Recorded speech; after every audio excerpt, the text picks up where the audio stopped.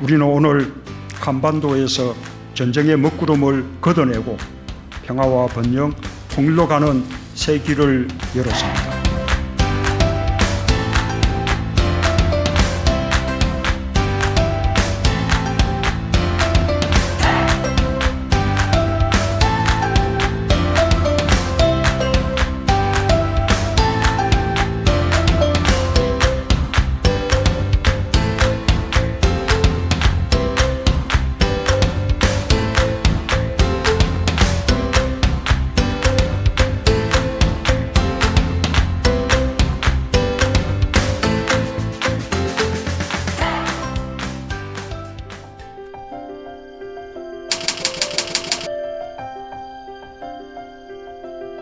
우리가 통일 그러면은 99.9% 휴전선이 무너지고 남과 북의 체제와 제도가 완벽히 하나 되는 통일만 생각합니다.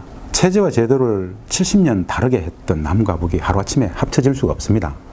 눈앞에는 평화가 통일입니다. 남북이 이미 합의한 통일 방안도 평화의 오랜 과정으로 존재하는 통일을 설명하는데 바로 평화 공존의 과정을 최소한 40-50년 이상은 해야 진짜 완벽히 휴전선을 허물고 체제와 제도가 하나 되는 이런 통일이 가능합니다. 우리 눈앞의 통일은 뭐냐? 평화의 오랜 과정으로 존재하기 때문에 평화가 통일입니다. 이번에 이제 남북, 미, 중국까지 포함해서 종전선언을 한다 이런 얘기들이 나오는 게 전쟁이 아직 안 끝난 상황이거든요. 분단이 돼 있고 서로 총뿌리를 겨누고 언제 전쟁할지 모르고 그래서 전쟁 위험이 있기 때문에 통일을 해야만 극복할 수 있고 우리가 평화를 찾을 수 있다. 일상적인 군사적 긴장과 적대가 완벽히 사라집니다. 우리는 이 삶을 한 번도 못 살아봤습니다. 사실은. 통일에 대해서 어떻게 생각하냐라고 묻지 않고 평화에 대해서 어떻게 생각하십니까? 라고 묻는다라면 거의 100% 동의할 겁니다. 평화에 동의할 수 있으면 통일에 동의하는 것이죠.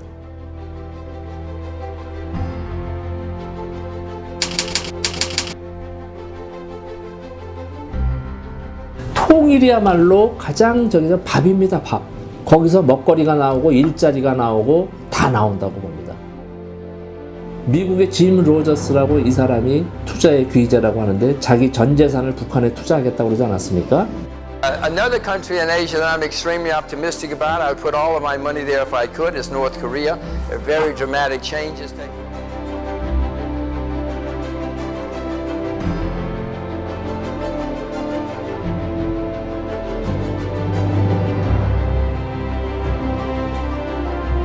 제일 큰 변화는 경제일 겁니다.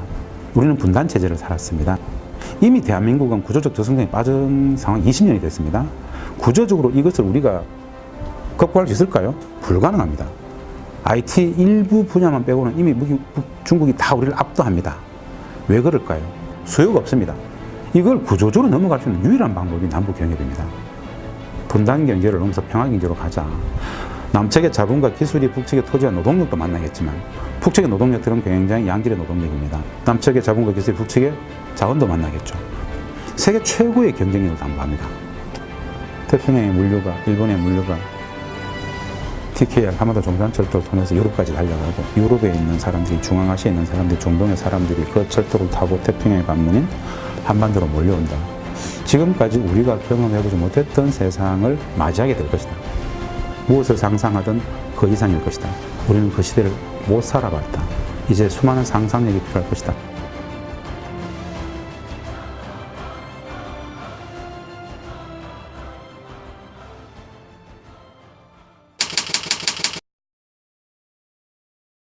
통일 비용을 얘기하기 전에 일단 분단 비용을 저는 알아야 된다고 봅니다.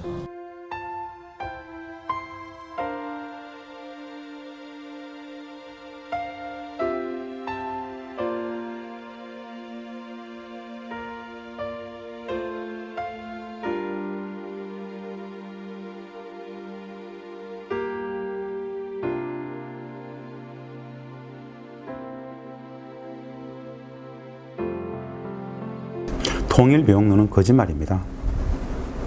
통일비용론은 전제가 있어요. 북한의 붕괴, 흡수통일을 전제로 합니다. 전쟁하자는 이야기죠. 말은 통일비용론이죠? 아닙니다. 반통일담론이에요. 무슨 뜻이냐? 통일비용론의 사전적 개념은 북한이 붕괴했을 때 2,500만 전체 인민들의 복지를 우리가 다 책임지고 그들의 1인당 GDP가 0이라고 시작하고 거기서 3,000불, 5,000불, 7,000불 1인당 GDP를 올리는데 대한민국 국민들이 1인당 통일 세금을 얼마를 내야 되냐. 이게 통일 비용론이에요? 사기죠. 그런 건 없습니다. 분단 체제니까 통일 비용론을 마음껏 이야기하고 국민들을 급하게서 통일을 반대하도록 다 만들었죠. 그런 건 없다. 우리가 북측에 어떤 애소실 간다, 뭘 한다, 공짜는 없습니다. 무조건 다 받아와야 됩니다. 그게 남북이 합의한 방식입니다. 도로, 철도를 그냥 공짜로 깔아줍니까? 그만큼의 북측의 자원을 가져오든지 유무상통하는 것이죠. 중국과 러시아가 지금 하고 있는 방식입니다.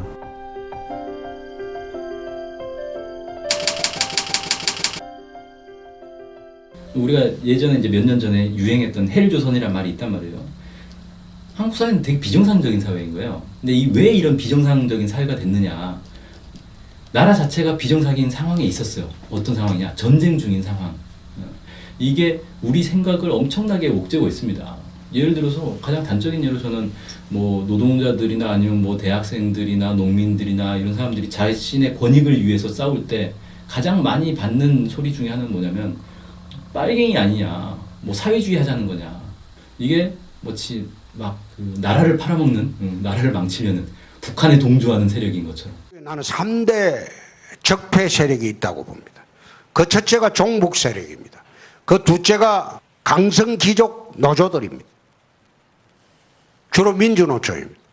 그 셋째가 정교조입니다. 분단체제라는 것은, 이 분단이라는 것은 적폐 중의 적폐, 가장 근본적인 적폐입니다. 이 사회의 모든 거짓, 왜곡, 오도의 원류를 따라가 보면 사실은 거짓으로 출발이 됐던 이 분단이라는 게 있습니다.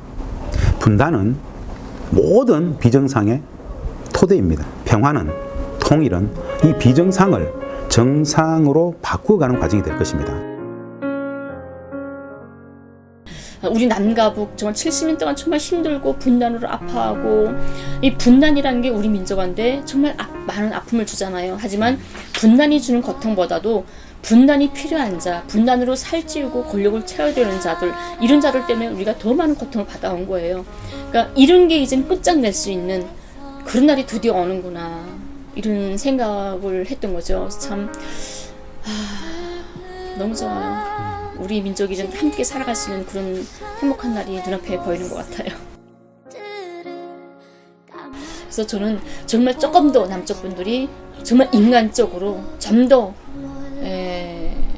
통일을 이해가는 게 이런 경제성보다는 민족성, 우리 역사성, 인간성 이런 것으로서 조금 가슴으로 받아들여줬으면 좋겠다, 이런 생각하는 거죠.